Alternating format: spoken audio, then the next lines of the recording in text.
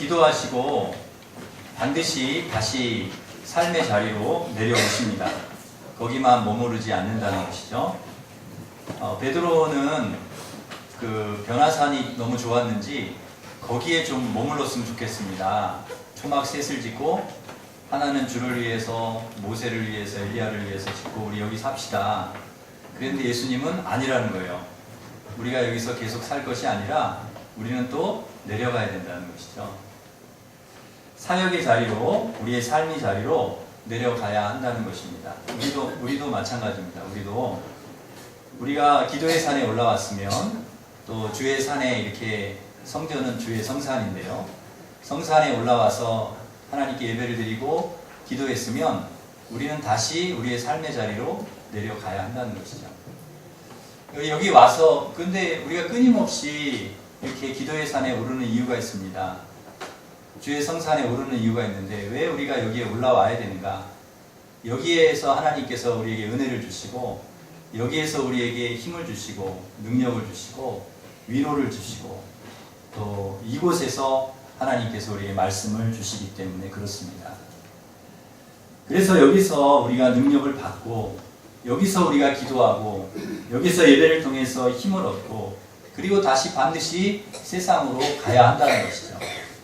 힘을 얻고 하나님이 주시는 능력, 하나님이 주시는 말씀 또 은혜를 우리가 여기서 받고 이 하나님의 성산에서 이 기도의 산에서 받고 그리고 다시 가야 한다는 것입니다. 하나님께 받은 능력과 은혜를 우리는 반드시 세상에서 나누며 살아가야 되기 때문에 그렇습니다. 그래서 우리는 반드시 주일은 주님 앞에 나와서 예배를 드리고 기도하고 그리고 동시에 예배를 통해서 받은 은혜를 가지고 다시금 우리의 삶의 자리로 돌아가야 합니다. 그래야 한 주간을 우리가 잘 살 수 있다는 거죠. 건강하게 믿음으로 은혜 가운데 잘 살아갈 수 있는 것입니다. 이것이 우리 신앙인의 사이클입니다. 우리 신앙인은 기도하고 또 삶 속에 가서 신앙으로 살고 예배하고 또 삶 속에 가서 또 믿음으로 살고 이게 우리 신앙인의 사이클입니다. 이런 사이클을 우리가 지켜야 됩니다. 우리가 이렇게 살아야 된다고 예수님께서 말씀해 주시는 것이죠. 산에서 기도하시고 반드시 다시 내려오셨는데 큰 무리가 이렇게 모여 있습니다. 왜 이렇게 큰 무리가 모여 있나? 왜 이렇게 시끄러운가 보니까요. 막 싸우는 거예요. 다투는 거예요. 왜 싸우나 이렇게 봤더니 그 귀신 들린 아이를 둔 부모가 아버지가 아이를 데리고 왔는데 예수님께 좀 고쳐달라고 했더니 예수님은 산에 가시고 안 계시고 제자들만 있는 거예요. 그래서 제자들한테 좀 고쳐달라고 그랬더니 제자들이 못 고쳤다는 거예요. 그래서 이 못 고친 것을 가지고 서로 이제 논쟁이 일어난 거죠. 말다툼이 일어난 것이에요. 제자들과 서기관들 사이에서 막 이제 다툼이 일어난 거죠. 고치지 못한 원인을 서로 이제 너 때문에 그렇다. 서로 이제 다른 사람에게 다른 사람 탓으로 돌렸던 것 같습니다. 서기관들은 제자들이 능력이 없어서 그렇다. 제자들은 너희들이 믿음이 없어서 그렇다. 서로 막 이제 떠넘겼던 것 같아요. 그런데 예수님께서 뭐라고 말씀하시는가 보면 오늘 우리가 읽은 말씀의 그 앞절에 보면 우리가 읽지는 않았는데 예수님께서 하신 말씀이 나오는데요. 우리 19절을 한번 읽어보겠습니다. 19절 대답하여 이르시되 믿음이 없는 세대여 내가 얼마나 너희와 함께 있으며 얼마나 너희에게 참으리요 이를 내게로 데려오라 하시매. 아멘. 그러니까 막 이렇게 다투고 있고 서로 책임을 떠넘기고 이렇게 있는데 예수님께서 뭐라고 말씀하시는가 하면 이 믿음이 없는 세대여 내가 얼마나 너희와 함께 있고 얼마나 참으리요 그렇게 말씀하시는 거예요. 그러니까 믿음이 없다는 거죠. 여기서 특정인 사람에게 제자들이나 서기관들이나 특정 사람들에게 믿음이 없다 그런 것이 아니라 거기에 있는 모든 사람들에게 그 세대 자체가 믿음이 없다는 거죠. 모든 사람이 다 믿음이 없다는 거예요. 제자들도 그렇고 귀신 들린 아이를 데리고 온 부모도 그렇고 서기관도 그렇고 거기에 같이 모여있는 무리들도 그렇고 다 믿음이 없다는 것이죠. 그런데 믿음 없는 사람들의 특징이 있습니다. 믿음 없는 사람들의 특징은 논쟁을 한다는 것입니다. 믿어야 되는데요. 믿어야 되는데 믿지 않고 논쟁을 하는, 다툰다는 거죠. 책임을 다른 사람에게 떠넘기고 다른 사람 탓을 한다는 거죠. 너 때문이야. 너가 문제야. 너가 문제야. 너가 잘못해서 그래. 자꾸 이렇게 다른 사람에게 책임을 떠넘긴다는 거죠. 절대로 나 때문이야 이렇게 얘기하지 않습니다. 내가 믿음이 없어서 그래. 내가 기도하지 않아서 그래. 내가 부족해서 이렇게 얘기하지 않는다는 거예요. 나는 아무 이상이 없어. 나는 뭐 잘하고 있어. 나는 괜찮아. 그런데 다 다른 사람이 문제라는 거예요. 다 너 때문이라는 거죠. 그래서 논쟁이 생기고 다툼이 일어나는 것입니다. 이런 곳에는, 이런 사람들이 모인 곳에는 절대로 기적의 역사가 일어나지 않습니다. 치유의 역사가 나타나지 않는다는 것이죠. 하나님의 능력이 결코 나타나지 않습니다. 다툼만 계속 일어나는, 은혜가 그곳에는 임하지 않는 것이죠. 우리 가정도 그렇습니다. 은혜가 있는 집이 있고 은혜가 없는 집이 있습니다. 화목한 집이 있고 그렇지 않은 집이 있고, 되는 집이 있고 잘 안 되는 집이 있어요. 한 가지만 보면 이 집이 정말 은혜가 있는 집인지 아닌지를 알 수가 있다는 거죠. 한 가지 예를 들면, 초등학생 이제 다니는 아이가 이렇게 방에서 지나가다가 바닥에 있는 물병을 못 보고 그걸 발로 차버렸어요. 그래서 그 물이 다 쏟아졌어요. 그거를 딱 보고 그 옆에 있던 아빠가 이야기를 하는 거예요. 너는 눈을 어디다 붙이고 다니냐? 눈을 똑바로 뜨고 다녀야지. 그거를, 거기 있는 거를 그래 못 보고 발로 차면 다 쏟아지면 어떡하냐? 하면서 막 소리를 지르고 야단을 치는 거예요. 그 불똥이 어디한테 또 튀느냐? 또 엄마한테 튀는 거예요. 당신은 왜 물병을 여기 놔가지고 말이야, 애가 발로 차게 만드냐? 물병을 똑바로 저기 식탁에 놓든지 그렇게 해야지.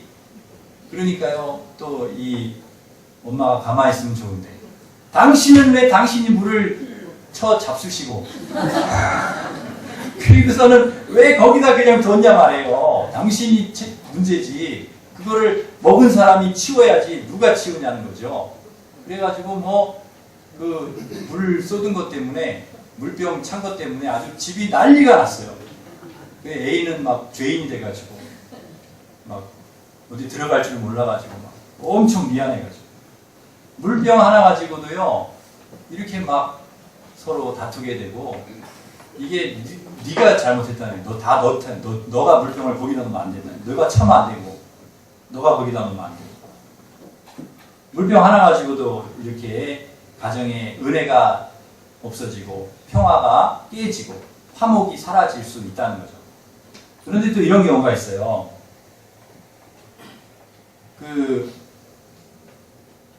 또 어떤 경우가 있냐면, 또 아이가 이렇게 지나가다가 물병을 찼어요.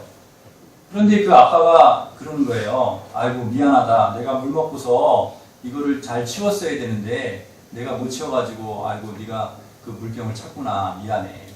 아빠가 잘못했다. 아이고 너 안 다쳤냐? 그러니까 엄마가 옆에 있다가 또 그러는 거예요. 아니라고. 아이고 내가 이거 치웠어야 돼. 아까 보고도 안 치웠다고. 내가 미안하다고. 아이고 너 다치지만 않으면 괜찮다고. 너만 안 다치면 괜찮다고. 그러니까 물병 하나가 똑같은 상황이지만 다 남의 탓을 하는 사람이 있고 자기 탓을 하는 사람이 있다는 거예요. 나 때문이라는 거죠. 이런 집이 은혜가 있는 집이라는 것입니다. 여러분 가정이 이런 은혜로운 가정이 되시기를 바랍니다. 물병 하나 때문에 다 너 때문에 그래 그러지 마시고, 다 나 때문에 그래. 내가 잘못해서 그래. 내가 좀 잘했어야 되는데 내가 부족해서, 내가 기도 안 해서, 내가 믿음이 좀 부족해서, 다 자기한테 돌리시기를 바랍니다. 아멘을 크게 하시는 분은 다 이유가 있어요.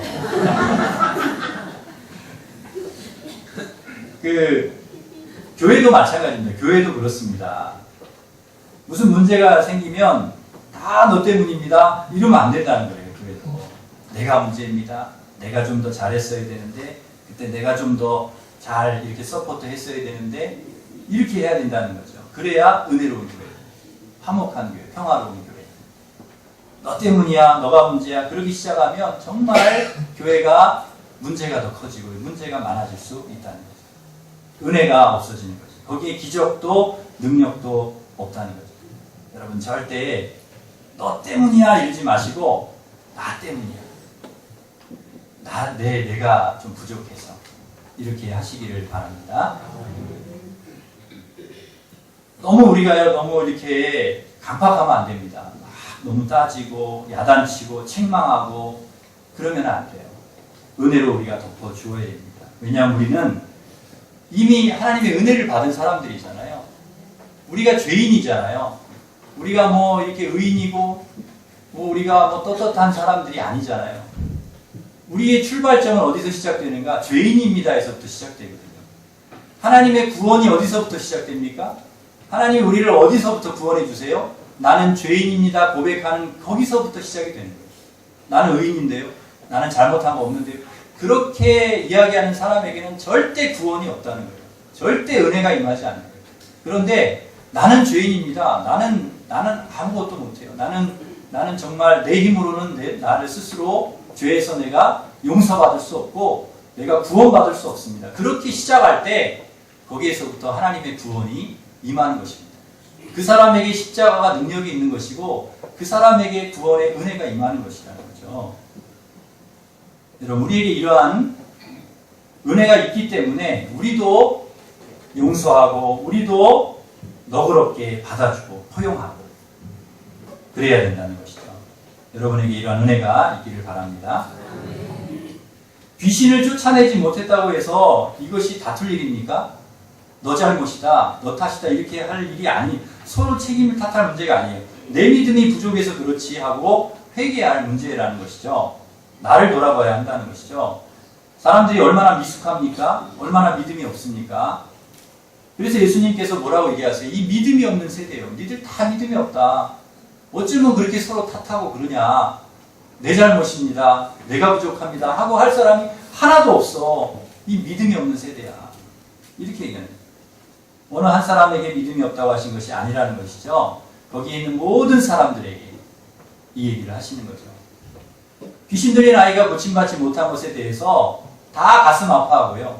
누구 탓할 것이 아니라 다 회개하고 기도해야 한다는 것입니다.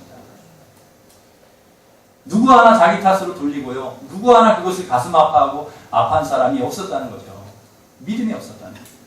이번에 세월호 사고가 난 지 6개월 만에 또 대형 사고가 났어요. 판교에서 공연을 보다가 27명이 환풍구에서 떨어져서 20m 아래로 떨어져서 16명이 죽고 11명이 다친 아주 이게 일어나지 말아야 될 그러한 사고가 일어났습니다. 다시는 이런 일이 일어나지 말자 하고서 다짐을 했던 게 6개월 전인데 또 이런 일이 또 일어났습니다. 안전불감증 또 인재다 이렇게 이야기를 하는데 누구 하나 이거에 대해서 책임을 지려고 하지 않습니다. 사고가 일어나면요. 그리고 서로 누구 탓이다 그거 따지기만 해요. 사실은 다 대한민국이요. 다 회개해야 됩니다. 다 회개하고 근신하고 나부터서 잘해야 된다는 생각을 우리가 가져야 된다. 누구도 탓하지 말고 이건 내 탓이다. 내가 잘못해서 그렇다. 내가 믿음이 없어서 그렇고 내가 기도하지 않아서 그래. 라고 우리가 먼저 나부터서 하나님 앞에서 먼저 우리가 회개해야 하는 것입니다. 예수님은 귀신 들린 아이를 데려오라고 말씀을 하셨습니다. 그래, 귀신 들린 아이를 데려와라. 사람들이 데리고 오니까 이 귀신이 예수님을 보자마자 난리가 났습니다. 막 아이로 경련을 일으키게 하고 거품을 흘리면서 막 땅에 뒹굴고요. 예수님이 물으셨어요. 언제부터 이렇게 되었냐? 이 아이가 어렸을 때부터. 어렸을 때부터 귀신이 이 아이를 잡아가지고 불에도 던지고 물에도 던지고 아주 그랬다는 거예요. 그러니 여러분 이 아이의 몸이 어떻게 됐어요? 불에도 들어가고 귀신이 불에도 던지고 물에도 던지고 했으니 이 아이의 몸이 어떻겠습니까? 상처투성이 있지 않겠어요?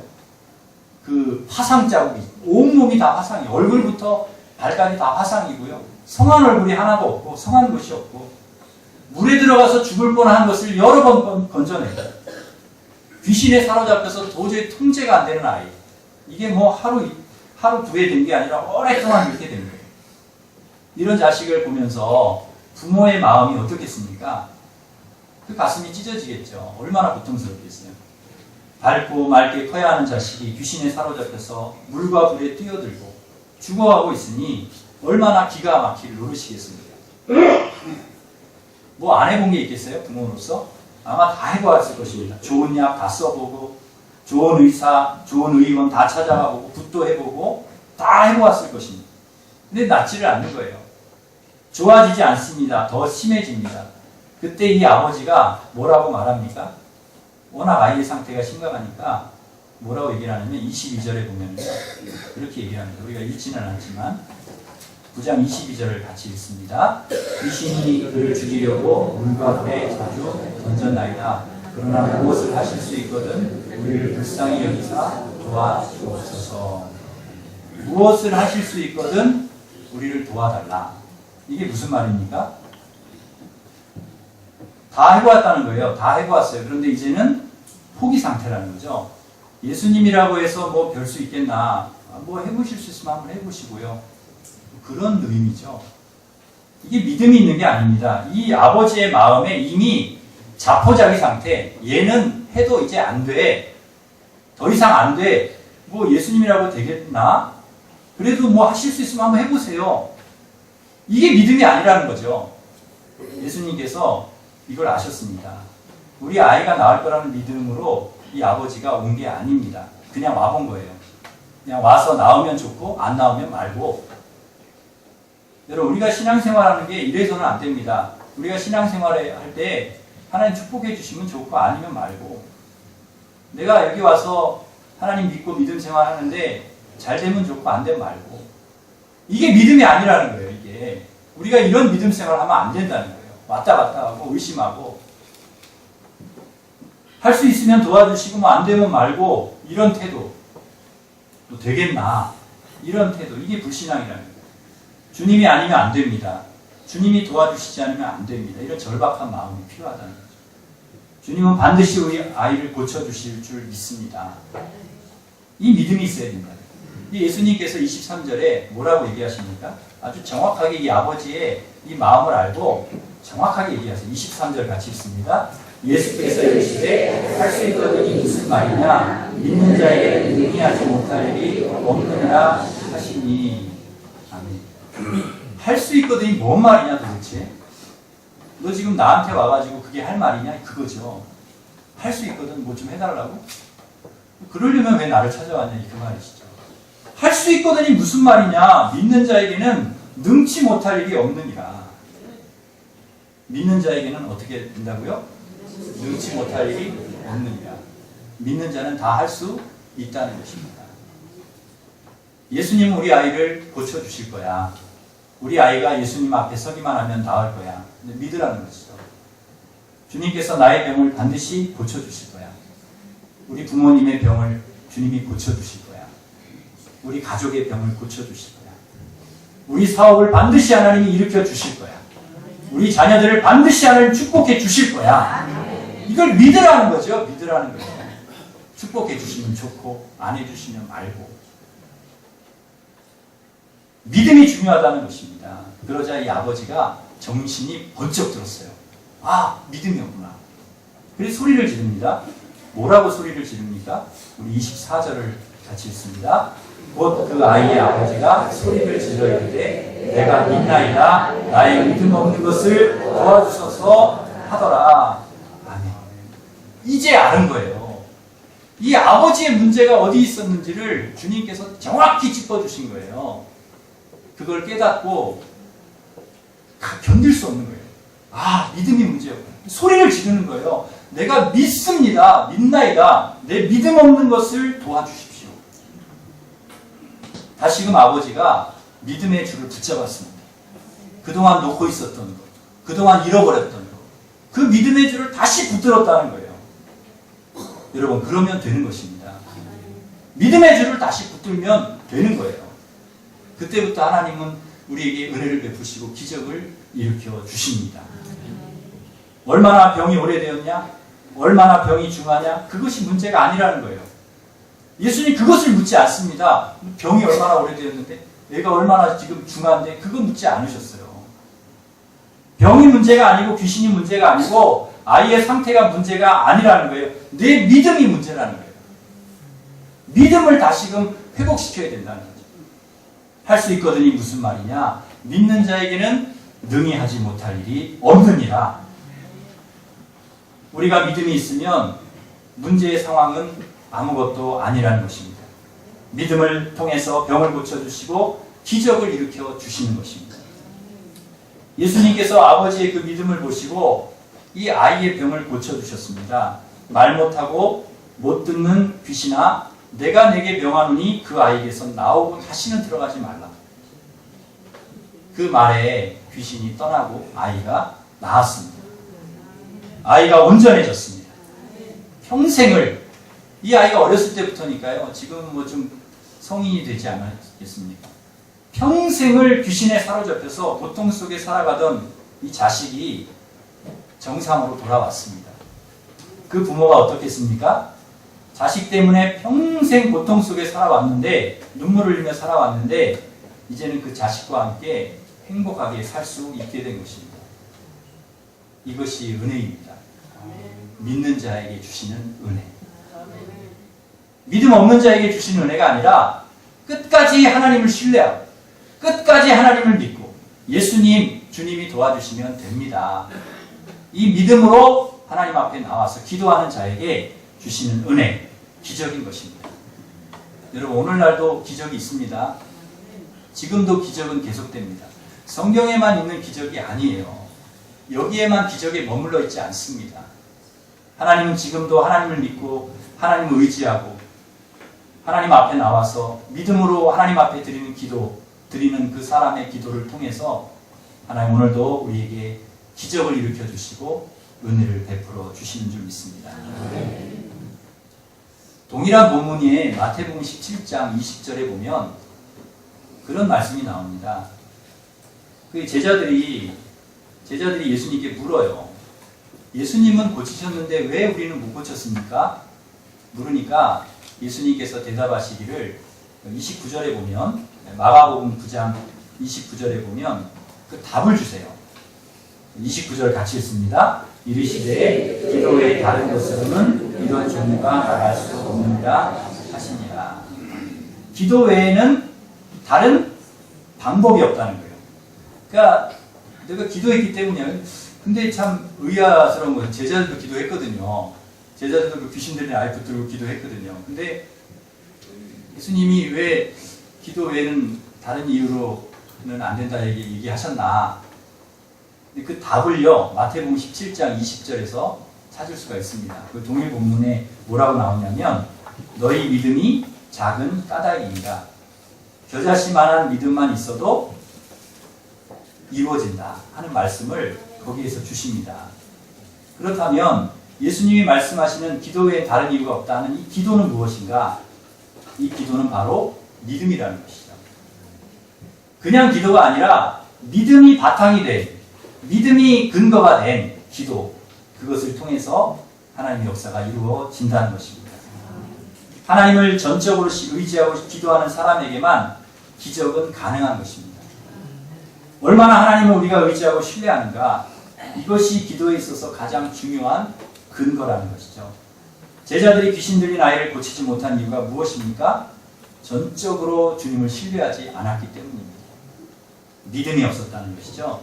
예수님을 믿고 전적으로 그분의 능력을 의지하고 하는 기도가 아니라면 우리가 아무리 많은 기도를 한다 할지라도 거기에는 기적이 없습니다. 능력이 나타나지 않는다는 것이죠. 여러분, 그 믿음을 가지고 우리가 반드시 기도할 때에 하나님의 그 능력, 하나님의 기적을 여러분 꼭 기대하시고 그렇게 기도하시기를 바랍니다. 이루어 주신다는 거죠. 며칠 전에 제가 그 신장 투석을 하고 있는 우리 종훈 형제라고 우리 교회에 그 청년 형제가 있는데요. 다급하게 전화가 저한테 왔습니다. 목사님, 제가 너무 아파서 기도 좀 해주십시오. 지금 너무 아픕니다. 그렇게 전화가 왔어요. 몸이 너무 아파서 견디다 못해서 119를 불러서 한양대병원 응급실에 왔다는 거예요. 근데 너무 아파가지고 목사님께 전화를 했다는 것이죠. 그래서 제가 갔습니다. 가서 보니까 머리도 아프고 몸도 아프고 너무 아프다는 거예요. 너무 힘들다는 거예요. 그래서 제가 간절히 기도했습니다. 하나님, 그동안 우리 종훈 형제가 신장 투석하면서 어렵게 병과 싸우면서 왔는데 하나님 도와주십시오. 지금 너무 괴로워합니다. 너무 아파합니다. 주님께서 도와주십시오. 간절히 기도하고 왔어요. 그런데 한동안 암만 전화를 해도 연락이 안 되더라고요. 궁금해가지고 응급실에 갔는데 그 다음 어떻게 됐나. 근데 한 며칠 있다가 전화가 왔어요. 어떻게 됐냐 그랬더니 중환자실에 있다가 나왔다는 거예요. 중환자실에 한 일주일 정도 있다가 일반 병실로 옮겨서 지금 일반 병실에 있대요.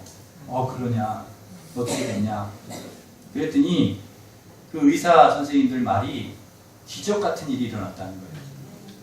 그 뇌출혈이 왔는데 그 머리에 아주 굉장히 중요한 부위에 뇌출혈이 와서 그게 이제 그 머리 그 부분에는 다 이게 핏줄이 연결이 되는 부분이라 아주 거기가 이제 뇌출혈이 오면 상당히 생명이 위험하다는 거예요. 생명이 위험할 뿐만 아니라 전신 마비가 오든지 최하 반신 마비가 온다는 거예요. 그런데 참 놀라운 게 중환자실에 있는 동안에 놀랍게 회복이 되고요. 그래서 몸에 마비가 전혀 안 온 거예요. 전혀 안 오고 치료가 된 거예요. 그래서 그 의사 선생님이 그러더래요. 이런 환자는 100만 분의 1, 1000만 분의 1 있을까 말까 한 일이다. 기적 같은 일이 일어났다. 연구 대상이다. 그래서 놀라더라는 거예요. 제가 신방을 갔더니 우리 종훈 형제가 그런 말을 하는 거예요. 정말 아프니까 진짜 아프니까요 목사님 하나님밖에 생각이 안 나더라고요. 정말 아플 때 죽을 것 같을 때 그때는요 사람 누구 생각도 안 나고 하나님밖에는 안 찾게 되더라고요. 그래서 목사님 생각이 나서 목사님 기도를 받아야 되겠다. 그래서 전화를 했던 거예요. 그러면서 그런 얘기를 해요. 이거는 의사들도요 해석이 안 된다는 거예요. 이런 일은. 근데 자기는 해석이 된대요. 하나님이 해석이라는 거예요. 하나님. 자기에게 기적을 베풀어 주시고 자기에게 은혜를 베풀어 주셨다는 거죠. 제가 그 얘기를 들으면서 얼마나 감사한지요. 하나님께서 우리 종훈 형제에게 기적을 베풀어 주셨구나. 은혜를 주셨구나. 감사했습니다. 병원에 오면 나을 거다. 약을 먹으면 나을 거라가 아니라 하나님이 도와주셔야 된다. 하나님이 고쳐주셔야 된다. 이게 믿음인 것이죠. 이 믿음이 기적을 낳은 것입니다. 가장 절박한 순간에 하나님을 찾은 믿음으로 그 믿음을 가지고 기도한 그 종훈 형제에게 하나님께서 이 시대에도 기적을 일으켜 주셨습니다. 지금 아주 건강하게 회복을 잘하고 있어요. 제가 가보니까 막 벌떡벌떡 일어나가지고 화장실도 왔다 갔다 그래서 의사들이 깜짝깜짝 놀란대요. 환자가 이러면 안 된다고. 그래도 괜찮은데요. 그리고 막 이렇게 다닌다는 거예요. 여러분 계속 기도해 주시기를 바랍니다. 야고보서 5장 15절 말씀에 하나님 우리에게 분명히 말씀하고 있습니다. 믿음의 기도는 병든 자를 구원하리니 주께서 그를 일으키시리라. 혹시 죄를 범하였을지라도 사하심을 받으리라. 마가복음 11장 24절에서도 말씀합니다. 그러므로 내가 너에게 말하노니 무엇이든지 기도하고 구하는 것은 받은 줄로 믿으라. 그리하면 너에게 그대로 되리라. 믿는 것이 먼저이고요. 그 다음에 하나님께서 이루어 주시는 것이죠. 사랑하는 성도 여러분, 하나님을 신뢰하시기를 바랍니다. 해주시면 좋고 안 해주시면 말고 그게 아니고요. 확실히 하나님을 믿고 여러분 기도하시기를 바랍니다. 여러분의 믿음의 기도를 통해서 지금 이 시대에도 기적을 일으키시고 여러분에게 은혜와 능력, 치유의 역사를 일으켜 주실 줄 믿습니다. 기도하겠습니다. 하나님 아버지, 우리에게 문제는 병이 중요한 것이 아니고 또 문제가 큰 것이 환경이 아니라 우리 믿음이 문제라는 것을 주님께서 오늘 말씀을 통해서 가르쳐 주셔서 감사합니다. 하나님 아버지, 우리 믿음의 없음을 주님 불쌍히 여겨주시고 귀신 들린 아이